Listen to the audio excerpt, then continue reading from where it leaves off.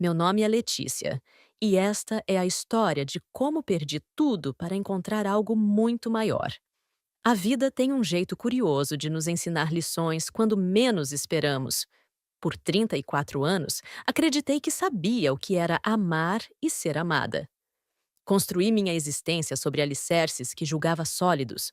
Um casamento de 8 anos, uma amizade de quase 2 décadas e uma rotina que, embora simples, me trazia paz. Eu era apenas uma assistente administrativa numa escola particular em São José dos Campos, interior de São Paulo, mas me sentia completa. Ou, pelo menos, achava que estava. Nossa casa não era nada extraordinária. Um sobrado modesto num bairro tranquilo, com paredes que Caio e eu pintamos juntos num final de semana ensolarado, logo depois de assinarmos a compra. Lembro-me dele com tinta azul no nariz, rindo enquanto eu tentava alcançar os cantos mais altos da sala. Você é pequena demais para isso, amor, ele dizia, tomando o rolo de pintura das minhas mãos, e eu o observava, sentindo aquele calor no peito que chamamos de felicidade. Caio trabalhava como técnico em informática, montando seu próprio negócio aos poucos. Quando nos conhecemos, ele acabara de sair de uma empresa grande para tentar a sorte sozinho. Sempre admirei sua coragem. Ele tinha um jeito calmo e paciente de lidar com os problemas, tanto os dos computadores quanto os da vida. Ou, pelo menos, era o que eu pensava. Não éramos ricos, longe disso. Cada móvel da nossa casa tinha uma história de economia, de planejamento, de sonhos compartilhados. O sofá cinza da sala demorou 6 meses para ser comprado, com pequenas parcelas que cabiam no nosso orçamento apertado. A televisão foi presente dos meus pais quando finalmente conseguimos a casa própria. Nossa mesa de jantar tinha sido reformada por nós dois, uma peça antiga que lixamos e envernizamos num feriado prolongado. Nas noites de sexta-feira, tínhamos o ritual de assistir a um filme juntos, com pipoca e refrigerante. Era simples, mas era nosso. Nos finais de semana, às vezes recebíamos amigos para um churrasco modesto no quintal pequeno dos fundos. Priscila estava sempre lá, minha melhor amiga desde que éramos adolescentes inseguras no ensino médio. Priscila sempre foi o oposto de mim. Enquanto eu era mais contida, ela irradiava uma energia que contagiava qualquer ambiente. Seus cabelos ruivos, tingidos desde os 16 anos, combinavam com sua personalidade flamejante. Ela trabalhava como designer freelancer, sempre cheia de histórias sobre clientes excêntricos e projetos empolgantes. Sua risada alta ecoava pela casa nos nossos encontros e Caio frequentemente comentava como ela trazia vida para o ambiente. Nunca desconfiei de nada. Como poderia? Eles eram as duas pessoas que eu mais amava no mundo. A noite que mudou tudo começou como tantas outras. Chuvosa. Uma sexta-feira comum de abril. Eu havia preparado lasanha, a favorita de Caio, e estávamos prestes a nos sentar para jantar quando a campainha tocou. Abri a porta para encontrar Priscila encharcada, seus olhos vermelhos e inchados de tanto chorar, a maquiagem borrada escorrendo pelo rosto junto com a chuva. Ele terminou comigo, Lê. Ela soluçou antes mesmo de entrar. Por mensagem, uma mensagem, depois de 2 anos. Puxei-a para dentro imediatamente. Peguei uma toalha no armário do corredor e a envolvi, conduzindo-a até o sofá da sala. Caio apareceu da cozinha com expressão preocupada. O que aconteceu? Component placement, ele perguntou, enquanto eu esfregava os braços de Priscila para aquecê-la. Eduardo terminou com ela. Expliquei rapidamente. Por mensagem. Eduardo era o namorado de Priscila há 2 anos. Um gerente de marketing arrogante que nunca fez questão de esconder que a achava boa demais para ser apenas uma designer freelancer. Nunca gostei dele, mas respeitava a escolha da minha amiga. Aquele idiota! Murmurou Caio, dirigindo-se à cozinha. Vou fazer um chá. Enquanto esperávamos o chá, Priscila desabou em lágrimas novamente. Ele disse que encontrou alguém que combina mais com suas ambições. Ela explicou entre soluços. Como se eu fosse descartável. como se esses 2 anos não significassem nada. Você não merecia isso, afirmei com convicção, segurando suas mãos geladas. Ninguém merece ser descartado assim. Eu não tenho para onde ir, Lê, ela disse baixinho, evitando meu olhar. Meu apartamento está no nome dele. Eu tenho uma semana para sair. Não hesitei nem por um segundo. Fique aqui, ofereci imediatamente. O quarto de hóspedes está sempre arrumado. Você pode ficar o tempo que precisar, até se reorganizar. O alívio nos olhos dela foi instantâneo, como uma luz se acendendo depois de um blackout prolongado. Tem certeza? Não quero incomodar vocês. Incomodar, interveio Caio, retornando com uma caneca fumegante de chá de camomila. Você é praticamente da família, Pri. Claro que pode ficar. Naquela noite, depois de acomodar Priscila no quarto de hóspedes, voltei para meu próprio quarto onde Caio já estava na cama, lendo algo no celular. Sentei-me na beirada, suspirando profundamente. Pobre Pri, comentei enquanto tirava os brincos. Eduardo sempre foi um idiota, mas terminar por mensagem? Isso é crueldade gratuita. Ela vai ficar bem, respondeu Caio, colocando o celular no criado mudo. É forte. E agora tem a gente. Deitei-me ao seu lado, encostando a cabeça em seu peito como costumava fazer todas as noites. Obrigada por ser tão compreensivo, murmurei, já sentindo o sono chegar. É por isso que te amo. Ele beijou o topo da minha cabeça e apagou a luz do abajur. Também te amo. Se ao menos aquelas palavras fossem verdadeiras. Os primeiros dias com Priscila em casa foram tranquilos. Ela parecia genuinamente grata, ajudando nas tarefas domésticas sem que precisássemos pedir. Lavava a louça depois do jantar, arrumava meticulosamente a cama onde dormia e até preparou um delicioso bolo de chocolate no domingo como forma de agradecimento. Prometo que não vou ficar muito tempo, ela disse enquanto comíamos o bolo na varanda. Só até conseguir um lugar para alugar. Não se preocupe com isso agora, respondi sinceramente. Primeiro se recupere emocionalmente, depois pensa no resto. Caio concordou, mastigando um pedaço generoso de bolo. Este lugar é seu pelo tempo que precisar, Pri. Ela sorriu agradecida. E por um momento fugaz, notei algo em seus olhos quando eles pousaram em Caio. Algo que não consegui decifrar na hora, mas que meu subconsciente registrou como um alerta silencioso. As semanas foram passando e pequenas mudanças começaram a acontecer na dinâmica da casa. Sutis no início, quase imperceptíveis se você não estivesse prestando atenção. Mas eu estava. Caio começou a chegar mais cedo do trabalho. Ele, que sempre chegava depois das 7 da noite, exausto de resolver problemas técnicos alheios, agora aparecia pontualmente às 6, com energia renovada. Quando questionado, dava de ombros. Conseguia adiantar o serviço. Priscila, por sua vez, estava cada vez mais à vontade.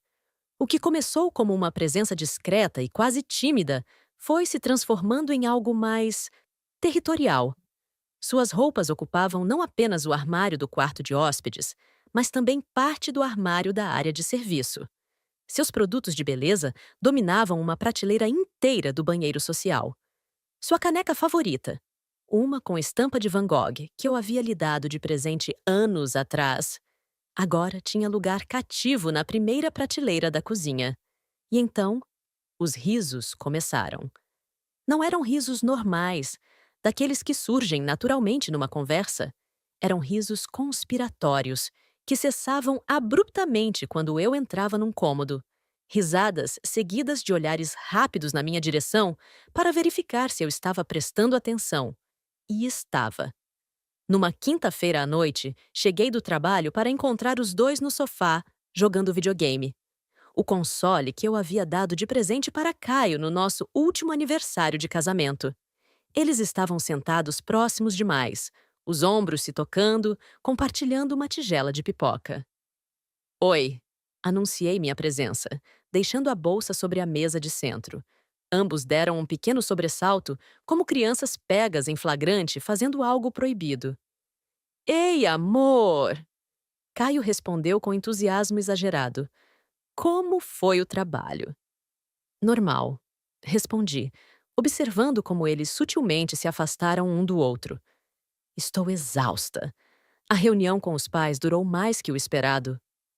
Você trabalha demais, Lê, comentou Priscila com um sorriso estranho. Precisa aproveitar mais a vida. Havia algo no tom dela, uma insinuação velada que me deixou desconfortável. Como se ela estivesse sugerindo que eu não sabia viver. Enquanto ela. Enquanto ela o quê? Alguém já preparou o jantar? Zrenia, perguntei, tentando ignorar a sensação inquietante. Ainda não, respondeu Caio, voltando sua atenção para a tela. Estávamos esperando você chegar para decidirmos. Podemos pedir pizza, sugeriu Priscila animadamente. Eu pago desta vez, para variar. Parece bom, concordei mecanicamente, subindo as escadas para trocar de roupa. No quarto, enquanto tirava os sapatos, percebi que minha cama estava ligeiramente desarrumada, de um jeito que não estava quando saí pela manhã. O travesseiro de Caio tinha uma marca de cabeça, como se alguém tivesse deitado ali recentemente. Franzi a testa, confusa. Caio nunca tirava sonecas durante o dia, mesmo quando estava em casa. Afastei o pensamento, dizendo a mim mesma que estava sendo paranoica. Talvez ele tivesse passado em casa durante o almoço para descansar um pouco. Talvez tivesse tido dor de cabeça. Havia explicações perfeitamente razoáveis. Mas o nó em meu estômago disse outra coisa. O fim de semana chegou, e com ele, mais sinais que tentei desesperadamente ignorar. No sábado, acordei mais tarde que o normal, depois de uma noite mal dormida. A casa estava silenciosa, exceto pelo som baixo da televisão vindo da sala. Vesti um roupão sobre o pijama e desci as escadas, esperando encontrar Caio preparando o café da manhã, como costumava fazer nos finais de semana. Em vez disso, encontrei Priscila confortavelmente instalada no sofá, usando uma das minhas blusas, uma blusa verde que eu adorava e guardava para ocasiões especiais.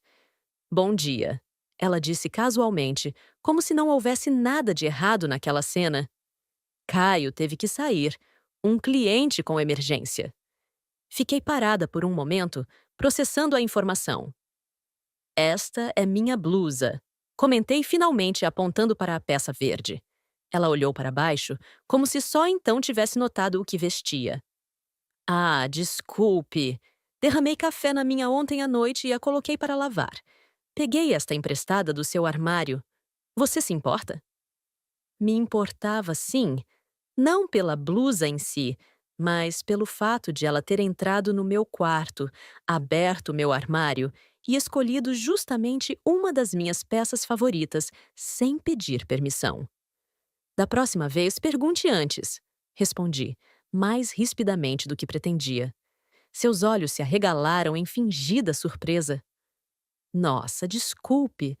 Pensei que não teria problema, já que somos praticamente irmãs. Não respondi. Fui direto para a cozinha preparar meu café. As xícaras estavam todas lavadas e guardadas, mas algo me incomodou. A disposição delas no armário estava diferente. Alguém havia reorganizado minha cozinha sem me consultar. No domingo, Priscila anunciou que tinha encontrado um possível apartamento para alugar. É pequeno, mas é perto do centro e o preço está ótimo, explicou durante o almoço. Vou ver amanhã à tarde. Senti um alívio imenso que tentei não demonstrar. Isso é ótimo, Pri. Espero que dê certo. Tem certeza que já quer sair? Zrenia perguntou Caio, e algo na ansiedade de sua voz me fez encará-lo. Quer dizer, você pode ficar mais tempo se precisar. Não quero abusar da hospitalidade de vocês, respondeu ela, mas seus olhos transmitiam uma mensagem diferente. Uma mensagem que somente Caio parecia capaz de decifrar completamente. Você nunca abusaria? Ele insistiu. Um silêncio desconfortável se instalou na mesa, quebrado apenas pelo som dos talheres contra os pratos. Na quarta-feira seguinte, tive uma reunião com a coordenação da escola cancelada de última hora. Era quase meio-dia quando recebi a notícia e decidi voltar para casa um pouco mais cedo. Não avisei ninguém. Não vi necessidade. Era minha casa, que afinal. O dia estava quente e abafado, típico do final da primavera em São José dos Campos. Estacionei o carro na garagem e entrei silenciosamente pela porta da cozinha. Imediatamente, notei algo estranho. Um silêncio completo, quase palpável, como se a casa estivesse prendendo a respiração. E então, o cheiro. O perfume doce e forte de Priscila. Aquele mesmo que ela usava desde a adolescência e que eu conhecia tão bem. Deixei minha bolsa sobre o balcão da cozinha e caminhei lentamente pelo corredor, meu coração acelerando a cada passo. O perfume ficava mais forte conforme eu me aproximava da escada. Subi, degrau por degrau, tentando não fazer barulho, como se eu fosse a intrusa naquela casa que construí com tanto amor. No topo da escada, parei. A porta do meu quarto estava entreaberta e de dentro vinham sussurros. Sussurros e o som inconfundível de risadas baixas. Aproximei-me como um fantasma, meus pés parecendo flutuar sobre o piso de madeira. Empurrei suavemente a porta e ali, diante dos meus olhos, a cena que destruiria tudo o que eu acreditava ser verdade. Priscila estava deitada na cama que eu compartilhava com Caio há 8 anos. Usava uma camisola de seda rosada que eu mesma lhe dei de presente no Natal anterior. Seus cabelos ruivos espalhavam-se sobre o meu travesseiro e ela sorria com uma expressão de satisfação que jamais esquecerei. Caio estava sentado na beira da cama, inclinado sobre ela, com uma das mãos apoiadas ao lado de sua cabeça. Ele também sorria.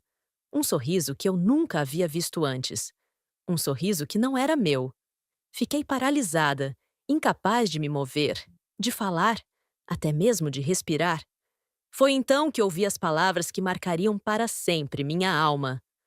Agora que ela finalmente saiu, a gente pode continuar de onde nunca deveríamos ter parado, disse Caio, sua voz baixa e íntima de uma maneira que me causou náusea. Priscila riu. Aquela risada que antes me trazia conforto e agora soava como o pior dos insultos. Ela é tão previsível, Zrenia comentou com desdém.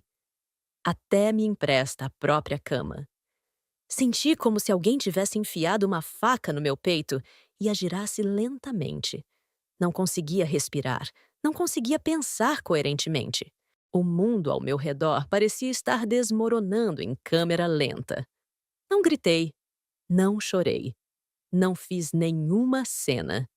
Em vez disso, fechei a porta suavemente, como quem não quer perturbar um momento íntimo. Desci as escadas com a mesma calma aparente, peguei minha bolsa na cozinha, as chaves reservas do carro que sempre deixava na gaveta perto da porta, e saí. Dirigi sem rumo por quase 1 hora, até me encontrar na estrada que levava ao mirante da Serra da Mantiqueira. Era um lugar onde Caio e eu costumávamos ir nos primeiros anos de namoro, quando tudo parecia possível. E o amor era apenas doce, sem o amargor da traição. Estacionei o carro na área de observação quase deserta àquela hora do dia. Saí e caminhei até a beira do mirante, onde o vale se abria numa vista que em outros tempos me encheria de admiração. Naquele momento, porém, mal conseguia enxergar a paisagem através das lágrimas que finalmente vieram. Um dilúvio silencioso que parecia não ter fim. Chorei como nunca havia chorado antes. Não era apenas o choro de uma mulher traída pelo marido. Era o lamento de alguém que perdeu duas pessoas amadas de uma só vez, de maneiras igualmente cruéis. Era a dor de compreender que as duas pessoas em quem mais confiava no mundo haviam conspirado para me machucar da forma mais íntima possível. Sentei-me em um banco de pedra, abraçando meus próprios joelhos como uma criança perdida, e deixei que toda a dor, toda a raiva, toda a humilhação transbordassem. Por horas, fiquei ali, revivendo cada sinal que ignorei, cada pista que tentei racionalizar, cada momento em que meu instinto gritou enquanto meu coração deliberadamente o silenciava. Quando o sol começou a se pôr, Meu choro finalmente cessou, não porque a dor havia diminuído, mas porque não havia mais lágrimas para derramar. Um estranho e inesperado sentimento de clareza começou a tomar o lugar da confusão inicial. Com essa clareza veio a determinação. Naquela mesma noite, hospedei-me em um hotel simples na cidade, usando o cartão de crédito que raramente usava. Não voltaria para casa. Não, não era mais minha casa. Era um lugar contaminado por mentiras e traições, um espaço onde não poderia mais respirar sem sufocar nas memórias do que havia presenciado. No quarto de hotel, deitada na cama estranha, elaborei mentalmente cada passo que daria a seguir. Não haveria gritos, não haveria confrontos dramáticos. Minha dor era profunda demais para ser expressa em cenas dignas de novela. Em vez disso, agiria com a mesma frieza silenciosa com que fui traída. Na manhã seguinte, fui trabalhar normalmente. Sorri para os colegas, conversei com os pais dos alunos, conduzi a reunião que havia sido remarcada. Ninguém notou nada de errado e isso me deu uma estranha sensação de poder. Eu podia esconder minha dor tão bem quanto eles esconderam sua traição. No intervalo do almoço, liguei para uma imobiliária e marquei visitas a apartamentos disponíveis para aluguel imediato. Depois do trabalho, visitei 3 lugares e escolhi um pequeno apartamento em um bairro residencial tranquilo, não muito longe da escola onde trabalhava. Era um espaço modesto, com apenas um quarto, sala, cozinha e banheiro, mas tinha uma varanda pequena onde eu poderia colocar vasos de plantas e observar o pôr do sol. O aluguel era um pouco acima do que eu poderia pagar confortavelmente, mas não me importei. A liberdade não tem preço. Assinei o contrato no mesmo dia, pagando o depósito e o primeiro mês adiantado. O proprietário, sensibilizado com minha história parcialmente contada, apenas mencionei um divórcio difícil, concordou em me deixar mudar imediatamente. No dia seguinte, enquanto Caio estava no trabalho e Priscila provavelmente ainda dormia na minha cama, voltei a casa com um amigo da escola que ofereceu ajuda com a mudança. Peguei apenas o essencial: roupas, documentos, alguns objetos pessoais que tinham valor sentimental e que não estavam contaminados por lembranças do casal. Deixei todos os móveis, todos os eletrodomésticos, todas as fotografias de parede. Antes de sair, coloquei sobre a mesa da sala os papéis do divórcio que havia solicitado a um advogado naquela manhã, com urgência. Junto deles, uma carta simples, escrita à mão em uma folha de papel branco. A casa, vocês podem ficar. A paz, eu levo comigo. Não chorei ao fechar a porta pela última vez. Algo dentro de mim havia secado junto com as lágrimas derramadas no mirante. Um vazio que, paradoxalmente, me deixava mais leve. Nos dias que se seguiram, dediquei-me a organizar meu novo lar. Comprei uma cama simples, um sofá de segunda mão, uma mesa pequena para uma cozinha. Cada item escolhido unicamente por mim, cada decisão tomada sem precisar considerar o gosto de mais ninguém. Havia uma estranha liberdade nisso, como se estivesse me redescobrindo após anos vivendo pela metade. As ligações de Caio começaram quase imediatamente. No início, ignorei todas. Depois, quando as chamadas se tornaram insistentes demais, atendi apenas para dizer calmamente: "Fale com meu advogado." E desligava em seguida. Priscila também tentou contato. Mensagens intermináveis de texto, pedindo desculpas, alegando momentos de fraqueza, implorando para que nos encontrássemos para conversar. Foi um erro, Lê. Não significou nada. Por favor, me deixe explicar. Bloqueei seu número. Bloqueei seus perfis nas redes sociais. Cortei todos os pontos de contato possíveis. Sua existência havia sido apagada da minha vida com a mesma facilidade com que ela havia apagado 8 anos de amizade. 2 semanas depois da minha saída, soube por uma colega em comum que Caio e Priscila já estavam brigando constantemente.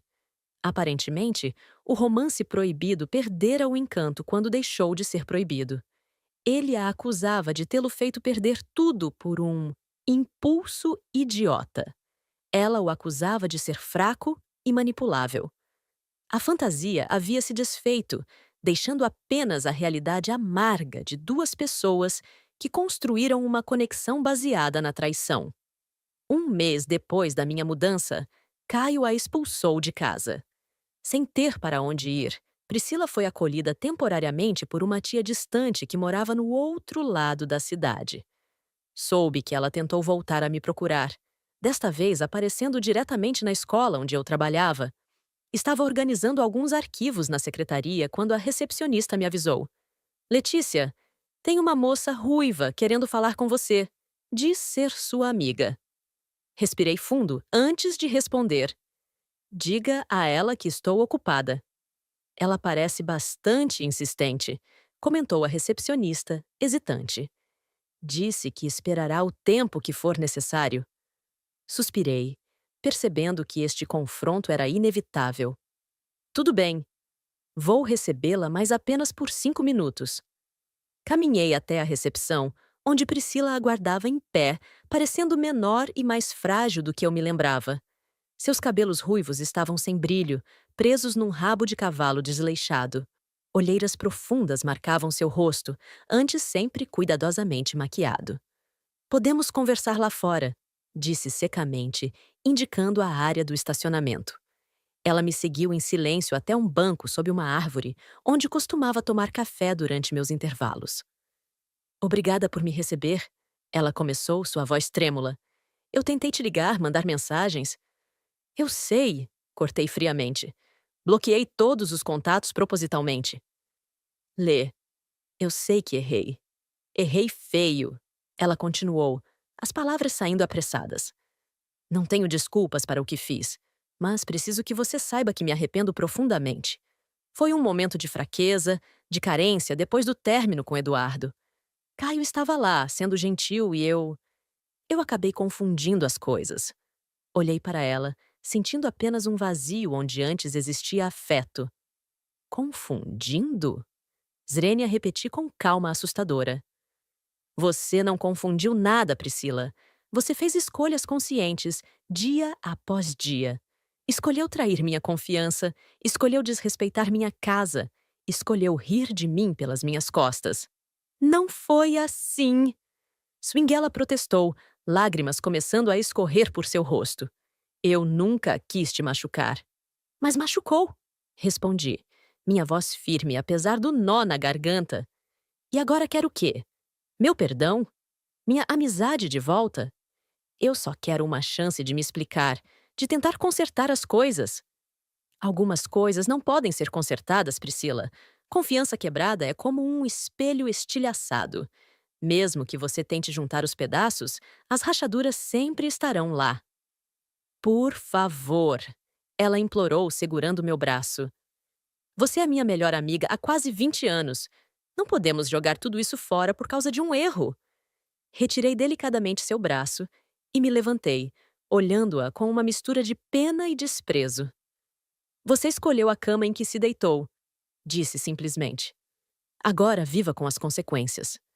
Virei as costas e caminhei de volta para a escola, sentindo um peso sendo levantado dos meus ombros. Não olhei para trás para ver sua reação, mas ouvi seus soluços enquanto me afastava. Não senti nenhuma satisfação com sua dor, apenas a certeza de que havia feito o que era necessário para minha própria cura. Os meses seguintes foram dedicados exclusivamente a mim mesma.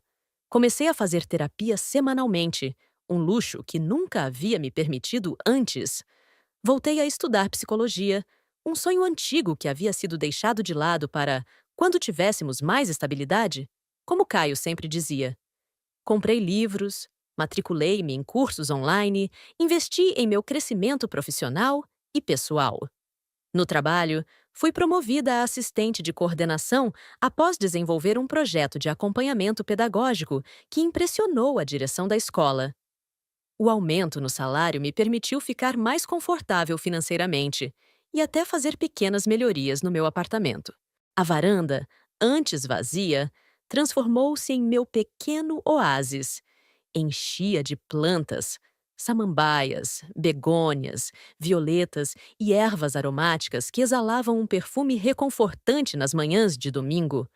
Comprei uma cadeira de balanço onde passava horas lendo ou simplesmente observando a cidade lá embaixo, sentindo uma paz que há muito não experimentava. Fiz novas amizades, principalmente entre colegas de trabalho e do curso de psicologia. Pessoas que me conheceram já nesta nova fase da minha vida, sem o peso das expectativas anteriores, sem o conhecimento da minha história de dor. O divórcio foi finalizado 6 meses após minha saída de casa. Caio não contestou nenhum dos termos, possivelmente por culpa ou vergonha. Dividimos os bens conforme o acordo pré-nupcial que havíamos assinado no início do casamento. Outro sinal de que, talvez, alguma parte de mim sempre soubesse que precisaria me proteger. Numa tarde de domingo, enquanto arrumava meus vasos de flores na varanda, recebi uma mensagem anônima no celular. Se arrependimento matasse. Bloqueei o número imediatamente, sem responder. Sabia que era de Priscila ou Caio, e não fazia diferença qual dos dois. Abri meu diário, um hábito que havia retomado na terapia, e escrevi com letra firme: a traição machuca, mas a liberdade cura, e eu escolhi ser livre. Passaram-se 8 meses desde que saí daquela casa. 8 meses de reconstrução, de autodescoberta, de cura. Estava mais forte, não apenas emocionalmente, mas também fisicamente. Comecei a frequentar uma academia, onde descobri o prazer da corrida e da yoga. Meu corpo mudou, tornando-se mais firme e definido. Meus cabelos, antes sempre presos em um rabo de cavalo prático, agora caíam soltos pelos ombros em um corte moderno que enquadrava melhor meu rosto. Comecei a me vestir de forma diferente também, com cores vivas que antes achava chamativas demais para uma mulher casada e discreta. Mas a maior mudança não era visível. Era interna. Uma transformação silenciosa da minha essência. Tornei-me mais observadora, mais cautelosa com quem permitia entrar na minha vida. Ao mesmo tempo, paradoxalmente, estava mais aberta a novas experiências, mais disposta a arriscar e a viver plenamente. Foram meses de silêncio calculado. Enquanto Caio e Priscila acreditavam que eu havia simplesmente sumido, eu estava, na verdade, reconstruindo meu mundo tijolo por tijolo, estrategicamente, sem pressa. Mas havia uma parte de mim que ainda não encontrara paz. Uma parte que, por mais que eu tentasse negar, clamava por justiça. Ou seria vingança. A linha entre as duas era tênue demais para que eu pudesse discernir claramente. A oportunidade chegou quando menos esperava. Lembrei-me de um detalhe importante. O equipamento de trabalho mais caro de Caio, um servidor especializado que ele usava para hospedar sites de clientes, ainda estava no meu nome. O financiamento havia sido feito com meu crédito, já que na época o dele não era suficiente para aprovar o valor total. Na pressa de sair daquela casa, havia esquecido completamente esse detalhe. As parcelas estavam em dia, pelo que pude verificar no aplicativo do banco. Caio provavelmente achava que estava tudo certo, já que eu não havia mencionado nada durante o processo de divórcio. Mas, legalmente, aquele equipamento ainda era meu. Entrei em contato com meu advogado explicando a situação. Ele confirmou que sim, eu tinha todo o direito de recuperar o bem, já que estava em meu nome e não havia sido incluído formalmente na divisão de bens do divórcio. Poderia simplesmente ter pedido a Caio que transferisse o financiamento para o nome dele. Seria o mais justo, afinal. Mas justo com quem? Com o homem que destruiu 8 anos de casamento por uma aventura com minha melhor amiga? Com o homem que riu de mim pelas costas em minha própria casa? Não. Decidi agir. O momento não poderia ser mais perfeito. Tinha acabado de saber, por um cliente comum que frequentava a Coca-Escola onde eu trabalhava, que Caio estava prestes a fechar um contrato importante com uma empresa de médio porte. Seu maior contrato até então, que poderia finalmente estabilizar seu negócio depois dos meses turbulentos pós-divórcio. Entrei com uma ação de reintegração de posse. O juiz, Vendo que o bem estava legalmente em meu nome e que não havia nenhum acordo formal cedendo-o a Caio, concedeu a liminar imediatamente. Na manhã em que Caio estava preparando a apresentação final para essa empresa, dois oficiais de justiça bateram à porta do pequeno escritório que ele havia alugado. Levaram o servidor, sem avisos, sem chances para backup, sem tempo para explicações. Soube, pelo mesmo cliente comum, que Caio perdeu o contrato. Sem o servidor, ficou impossibilitado de demonstrar o sistema que havia desenvolvido. A empresa, impaciente com atrasos, contratou outro prestador de serviços. Recebi uma ligação furiosa dele naquela mesma noite. Pela primeira vez em meses, atendi. Como você pôde fazer isso comigo? Component placement, ele gritou, sua voz trêmula de raiva. Você sabia o quanto aquele contrato era importante? Assim como eu sabia o quanto nosso casamento era importante. Zrenia, respondi calmamente. Interessante como a vida dá voltas, não é? Isso é vingança pura. Zrenia. Não, Caio, é justiça. O equipamento está no meu nome porque você não tinha crédito suficiente para comprá-lo sozinho. Juridicamente sempre foi meu. Apenas estou exercendo meu direito. Vou processar você por isso. Zrenia ameaçou. Fique à vontade, respondi. Minha voz ainda surpreendentemente calma. Tenho todos os documentos, todos os comprovantes e, claro, posso chamar Priscila como testemunha do seu caráter. Houve um longo silêncio do outro lado da linha. Por que agora? Swingle perguntou finalmente, sua voz agora mais baixa, quase derrotada. Por que depois de tanto tempo? Porque a justiça, assim como a vingança, é um prato que se come frio, respondi antes de desligar. Quanto a Priscila, sua punição veio de forma igualmente calculada. Ela trabalhava como designer freelancer, vivendo principalmente de recomendações e de uma reputação cuidadosamente construída de profissional ética e comprometida. Sua imagem pessoal era inseparável de sua marca profissional, algo que ela sempre mencionava com orgulho. Ainda tinha salvas em meu celular as conversas em que ela zombava de mim, mensagens trocadas com amigas em comum, onde ela descrevia, com detalhes cruéis, como eu era ingênua e cega para não perceber o caso que ela tinha com Caio. Mensagens que ela mesma havia me mostrado depois do ocorrido, num estranho ato de confissão que parecia mais destinado a se gabar do que a pedir perdão. Não precisei fazer muito, apenas encaminhei os prints dessas conversas para algumas clientes que eram amigas em comum, sem nenhum comentário adicional. Apenas a verdade nua e crua. Como ela realmente era quando as câmeras não estavam ligadas, quando a máscara profissional caía. Não espalhei rumores, não inventei mentiras. Apenas mostrei o verdadeiro caráter de Priscila para pessoas estratégicas que, naturalmente, se sentiram traídas por terem confiado em alguém de moral tão duvidosa.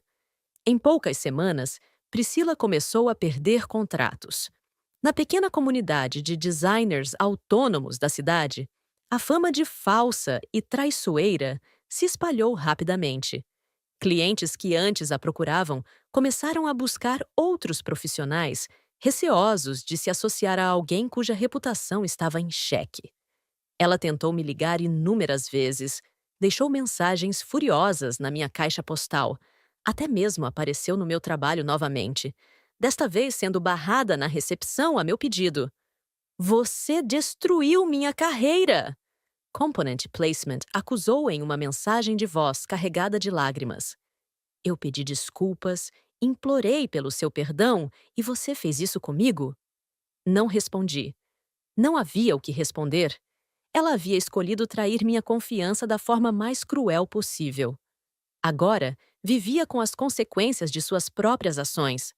O golpe final, entretanto, veio de forma inesperada, até para mim. Numa tarde de sexta-feira, recebi um telefonema da coordenadora de um projeto social que atendia mulheres vítimas de violência doméstica e psicológica na cidade vizinha. Haviam me indicado para participar como palestrante em um evento sobre superação e reconstrução após relacionamentos tóxicos. Sua história é inspiradora, disse a coordenadora ao telefone. Uma colega sua da faculdade de psicologia nos contou como você se reergueu após uma traição devastadora. Gostaríamos que compartilhasse sua experiência com outras mulheres que estão passando por situações similares. Hesitei inicialmente. Não me considerava uma pessoa vingativa por natureza, e expor publicamente minha história parecia cruzar uma linha que não estava certa se queria atravessar. Por outro lado, se minha experiência pudesse ajudar outras mulheres a encontrarem força para recomeçar, não seria egoísmo de minha parte me recusar? Aceitei o convite. No dia do evento, um auditório modesto estava repleto de mulheres de todas as idades, muitas com olhares que reconheci imediatamente. O olhar de quem teve o coração partido, a confiança traída, a alma machucada. Falei por quase uma hora, compartilhando não apenas a dor da traição, mas principalmente o processo de reconstrução, os pequenos passos diários que me levaram de volta a mim mesma. Não mencionei nomes. Não precisava. Minha história era sobre mim, não sobre eles. A plateia reagiu com lágrimas, aplausos de pé e, o mais importante, com olhares renovados de esperança. Ao final, várias mulheres vieram me abraçar, compartilhar brevemente suas próprias histórias, agradecer pela inspiração. Algumas filmaram partes da palestra e, com minha autorização, postaram nas redes sociais. O vídeo rapidamente ganhou mais visualizações do que eu poderia imaginar, sendo compartilhado em grupos de apoio a mulheres e páginas sobre relacionamentos. Dias depois, recebi uma mensagem de um número desconhecido. Vi seu vídeo. Não precisava ter exposto nossa história assim. Era Priscila. Ela havia assistido à palestra online e, mesmo sem ser mencionada nominalmente, sentiu o peso da vergonha pública. Ela era a amiga que traiu a confiança, que dormiu com o marido da outra, que destruiu um lar. Não respondi. Bloqueei o número, assim como havia bloqueado tantos outros antes. Caio também tentou fazer contato após o vídeo viralizar localmente. Precisamos conversar. Isso foi longe demais. Bloqueei-o igualmente. A verdade é que minha vingança mais completa não estava nos atos calculados que executei contra eles. Estava na vida que construí depois, na mulher que me tornei, na paz que encontrei. Enquanto Caio e Priscila se destruíam mutuamente com mentiras, acusações e ressentimentos, soube por amigos em comum que eles tentaram reatar após minha saída, apenas para terminar em uma briga explosiva que envolveu até mesmo a polícia. Eu florescia em meu novo caminho. Comprei um apartamento próprio, maior e mais confortável que o alugado, com uma varanda ampla onde minhas plantas cresciam viçosas. Completei meu curso de psicologia e comecei a atender voluntariamente no mesmo projeto social onde havia dado a palestra. Fiz novos amigos, redescobri antigos hobbies, viajei sozinha pela primeira vez na vida, uma viagem curta para a praia, onde passei dias apenas contemplando o mar e refletindo sobre a jornada que havia percorrido. Até comecei um relacionamento novo, cauteloso e respeitoso, com um professor de história que conheci numa feira literária. Lentamente, permiti que meu coração cicatrizado se abrisse novamente para a possibilidade do amor. Um amor mais maduro, construído sobre bases de honestidade e respeito mútuo. Em meu diário, na última página, escrevi uma linha que resumia perfeitamente minha trajetória. A melhor vingança é viver uma vida que eles nunca terão a dignidade de alcançar. E assim o fiz. Dia após dia, escolha após escolha, construí uma existência plena e significativa, enquanto observava à distância como aqueles que tentaram me destruir acabaram por destruir a si mesmos. A traição deles me feriu profundamente, mas também me libertou de uma vida medíocre, de um amor pela metade, de uma amizade baseada em inveja e competição. A dor Foi o preço que paguei pela minha liberdade. Um preço alto, sem dúvida, mas que valeu cada centavo. Hoje, quando olho para trás, não sinto mais raiva ou ressentimento. Sinto apenas gratidão pelo caminho que percorri, pelas lições que aprendi, pela força que descobri em mim mesma. A mulher quebrada que chorou no mirante há mais de um ano já não existe mais. Em seu lugar, há alguém que aprendeu que algumas coisas precisam se quebrar completamente para serem reconstruídas de forma mais bela e mais forte, como aquelas peças de cerâmica japonesa reparadas com ouro nas rachaduras. Kintsugi. Aprendi depois. A arte de transformar cicatrizes em beleza, fragilidades em força, dor em sabedoria. Se Caio e Priscila contribuíram para algo positivo em minha vida, foi me forçar a encontrar essa arte dentro de mim mesma. E por isso, ironicamente, sou grata. Naquela tarde de traição, quando fechei silenciosamente a porta do quarto onde meu mundo desmoronou, algo morreu dentro de mim. Mas algo muito maior nasceu em seu lugar. E essa é a verdadeira libertação. Hoje, planto minhas flores na varanda ampla do meu novo apartamento, sob a luz dourada do fim da tarde. Minha vida segue num ritmo calmo e renovado, preenchida por pessoas que realmente me valorizam. Quando meus clientes da terapia me perguntam como superei tamanha traição, sempre respondo com sinceridade. Aprendi que algumas pessoas entram em nossas vidas para nos ensinar o que não queremos, e quando elas saem, levam consigo apenas o peso que não era nosso para carregar. Caio e Priscila seguiram seus caminhos, longe um do outro e mais longe ainda de mim. Ouço rumores ocasionais sobre suas vidas. Ele, tentando reconstruir seu negócio com dificuldade. Ela, mudando-se para outra cidade em busca de um novo começo. Não desejo mal a nenhum dos dois. O tempo me ensinou que o universo tem sua própria forma de equilibrar as contas. Quando olho para o pôr do sol da minha varanda, com uma xícara de chá nas mãos e a paz no coração, sei que encontrei algo muito mais valioso do que qualquer vingança poderia me proporcionar. Encontrei a mim mesma. E essa mulher que descobri, forte, resiliente, compassiva com suas próprias feridas, é alguém de quem me orgulho profundamente. No final, a história que começou com uma traição se transformou numa jornada de autodescoberta. E se há uma lição que aprendi em todo esse processo, é que nossa capacidade de recomeçar é muito maior do que qualquer dor que possamos enfrentar. A traição pode quebrar corações, mas não precisa quebrar vidas. Da minha janela, vejo um mundo de possibilidades que antes não enxergava. E é para esse mundo, não para o passado, que caminho todos os dias. Com passos firmes e o coração leve, finalmente livre. 6 meses depois, minha vida continuava sua transformação. As sessões de terapia semanais tornaram-se um ritual sagrado, um espaço onde podia desnudar minha alma sem reservas. Doutora Mariana, minha terapeuta, uma mulher de 50 e poucos anos com olhos gentis e perguntas certeiras, foi fundamental nesse processo. O perdão não é para eles, Letícia. Ela me disse certa vez, enquanto eu relatava um sonho recorrente onde confrontava Caio e Priscila. O perdão é para você. É soltar o peso que carrega. Inicialmente resistia a essa ideia.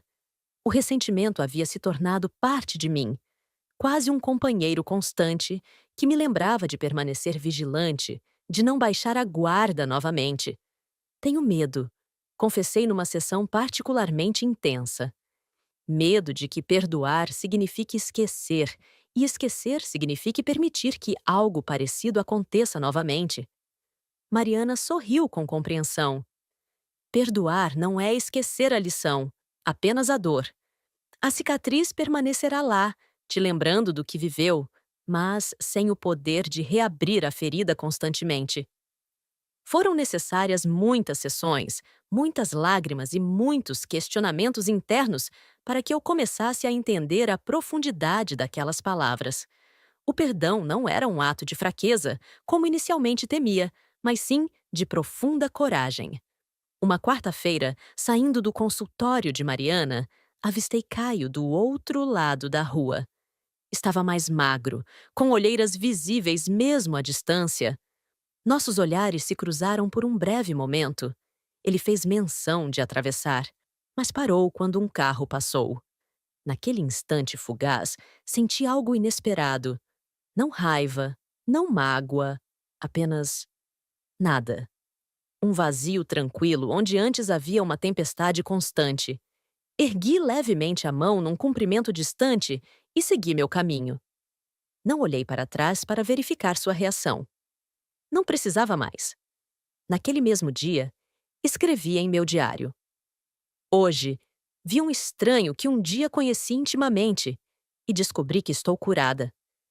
Meu relacionamento com Fernando, o professor de história, evoluía num ritmo confortável. Diferente de Caio, ele era um homem que não tinha pressa, que valorizava a construção lenta e sólida de uma conexão genuína. Nossos encontros aconteciam predominantemente em espaços públicos, cafeterias, museus, parques, uma escolha consciente minha que ele respeitava sem questionamentos. Você tem um jeito especial de observar as coisas, ele comentou durante nossa visita a uma exposição de fotografias antigas da cidade. Como se estivesse sempre procurando algo além do óbvio. Sorri, tocada pela observação. Talvez porque aprendi da maneira mais difícil que o óbvio nem sempre é a verdade completa. Ele não perguntou mais, não forçou confidências. Outra qualidade que apreciava nele, o respeito pelos meus silêncios, pelas partes da minha história que ainda não estava pronta para compartilhar. Em nossa 13ª semana de encontros, sim, eu contava. Finalmente permiti que Fernando entrasse no meu apartamento. Fiz um jantar simples, massa com molho de tomate caseiro e uma salada colorida. Conversamos por horas sobre livros, filmes, memórias de infância, sonhos para o futuro. Quando ele se preparava para ir embora, já passava da meia-noite. Posso te beijar? Zrenia perguntou junto à porta, sua voz baixa e respeitosa. Aquela pergunta, tão simples, tão considerada, fez algo desabrochar dentro de mim. Naquele instante, percebi quanto havia evoluído, quanto havia me permitido ser vulnerável novamente. Sim, respondi, surpreendendo-me com a firmeza na minha voz. Foi um beijo suave, quase casto, mas preenchido de promessas silenciosas de que havia, sim, um futuro possível, além da dor que um dia definiria minha existência. Meu trabalho voluntário com mulheres em situação de vulnerabilidade tornou-se uma das maiores fontes de satisfação na minha nova vida. Toda terça e quinta-feira, depois do expediente na escola, dirigia até o centro comunitário no bairro São Francisco, onde coordenava um grupo de apoio chamado Recomeços. As histórias que ouvia ali relativizavam minha própria dor. Mulheres que haviam enfrentado violência física, abandono com filhos pequenos, traumas inimagináveis. E ainda assim, encontravam forças para seguir adiante, para reconstruir suas vidas pedaço por pedaço, dia após dia. Heloísa, uma senhora de 62 anos que havia deixado um casamento abusivo após 4 décadas, tornou-se uma espécie de mentora para mim. Seu rosto marcado por rugas expressivas contava histórias sem palavras, mas seus olhos brilhavam com uma sabedoria conquistada a duras penas. Sabe o que aprendi depois de tanto tempo, menina? Zrenia disse-me certa vez, enquanto organizávamos materiais para uma oficina de artesanato. Que somos como aquelas bonecas russas, as matrioshkas. Dentro de cada versão nossa, existe outra, e outra, e outra. Algumas nem conhecemos ainda. A vida, às vezes, precisa nos quebrar para revelar quem realmente somos. Carreguei aquelas palavras comigo, repetindo-as mentalmente nos momentos de dúvida ou fraqueza. Tornei-me uma matrioshka de possibilidades infinitas, descobrindo novas versões de mim mesma a cada amanhecer. Numa manhã de sábado, enquanto fazia compras no mercado local, Meu celular vibrou com uma notificação de e-mail. Era da universidade onde cursava psicologia. Haviam me selecionado para um programa de estágio remunerado na clínica escola. A mensagem terminava com um elogio da coordenadora sobre meu extraordinário compromisso e sensibilidade demonstrados no trabalho voluntário. Parada no corredor de hortifruti, entre alfaces e tomates, senti lágrimas quentes escorrendo pelo rosto. Não eram lágrimas de tristeza ou mágoa, como tantas que derramei no último ano. Eram lágrimas de gratidão, de reconhecimento pelo caminho percorrido. Uma senhora idosa que escolhia cebolas ao meu lado me olhou preocupada. Está tudo bem, minha filha? Enxuguei o rosto com as costas da mão e sorri para ela. Sim, está tudo maravilhosamente bem. Só acabei de receber uma notícia muito boa. Ela retribuiu o sorriso, seus olhos enrugados formando pequenos semicírculos. Ah, as melhores lágrimas! Que bênção poder derramá-las! Que bênção, de fato! Que privilégio poder sentir alegria novamente, poder celebrar conquistas, sonhar com o futuro. Naquela noite, sozinha em meu apartamento, fiz algo que não fazia há muito tempo. Dancei. Coloquei uma música alta, daquelas que fazem o corpo se mover involuntariamente, e dancei pela sala, pela cozinha, pela varanda, sob o olhar curioso das minhas plantas. Dancei como se ninguém estivesse vendo, porque ninguém estava mesmo, com a liberdade de quem redescobre o próprio corpo, o próprio direito ao prazer e à alegria. A vida que Caio e Priscila tentaram destruir não apenas havia sobrevivido, havia florescido além do que qualquer um de nós poderia imaginar. E essa, talvez, fosse a maior vitória de todas. Não a vingança calculada que executei em momentos de dor, mas a vida plena que construí depois dela. Como dizia minha avó, flor mais bonita é aquela que nasce no concreto, que encontra luz entre as rachaduras, que transforma a adversidade em beleza. Eu havia me tornado aquela flor, resistente, resiliente, renascida. Em uma tarde de domingo, sentada na varanda do meu apartamento com Fernando ao meu lado, compartilhei finalmente a história completa do meu casamento, da traição, do recomeço. Ele escutou em silêncio, seus olhos atentos, nunca deixando os meus, suas mãos ocasionalmente apertando as minhas nos momentos mais difíceis da narrativa. Obrigado por confiar em mim com sua história, ele disse quando terminei. Não havia pena em seu olhar, apenas uma compreensão profunda que me fez sentir verdadeiramente vista. Demorei para conseguir falar sobre isso sem que a dor me sufocasse. Confessei. Durante muito tempo, essa história me definia. Era a mulher traída, a ex-esposa abandonada. Agora, é apenas um capítulo num livro muito maior. Fernando sorriu. Aquele sorriso que iluminava seus olhos castanhos antes mesmo de atingir os lábios. Sabe o que mais admiro em você, Letícia? Sua capacidade de transformar dor em sabedoria. Muitas pessoas passam a vida inteira fugindo do sofrimento, negando-o, afogando-o em vícios ou relações vazias. Você o confrontou de frente e o transmutou em algo luminoso. Suas palavras me tocaram profundamente porque capturavam exatamente o que eu vinha tentando fazer. Não desperdiçar a dor, mas aprender com ela. Deixá-la me refinar como fogo refina o ouro. Na semana seguinte, recebi um convite inesperado. A revista local, Mulher Contemporânea, queria publicar um artigo sobre meu trabalho no centro comunitário e minha história de superação. A princípio, hesitei. Expor minha vida em um veículo impresso parecia um passo grande demais. Consultei Mariana, minha terapeuta, que me olhou com aquela expressão serena que havia se tornado meu porto seguro. O que te preocupa realmente, Letícia? É o medo da exposição ou o medo de que Caio e Priscila leiam e sintam que você ainda está presa a essa história? Como sempre, ela atingia o cerne da questão. Não era a exposição em si que me assustava. Minha palestra já havia sido vista por centenas de pessoas online.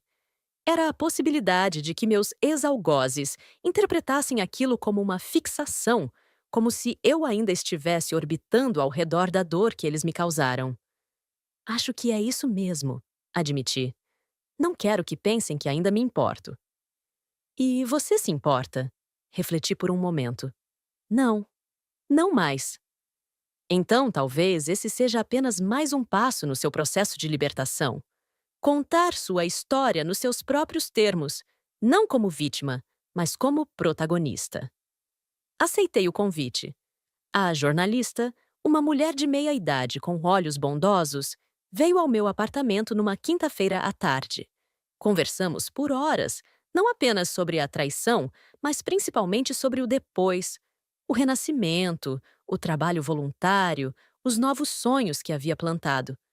Quando a revista foi publicada, 2 semanas depois, minha foto estampava a capa sob o título Recomeços. Como uma mulher transformou a maior dor em seu maior propósito. Recebi dezenas de mensagens de mulheres desconhecidas, agradecendo pela inspiração, contando suas próprias histórias de superação. Algumas pediam conselhos, outras apenas queriam dizer que se sentiam menos sozinhas depois de ler meu relato.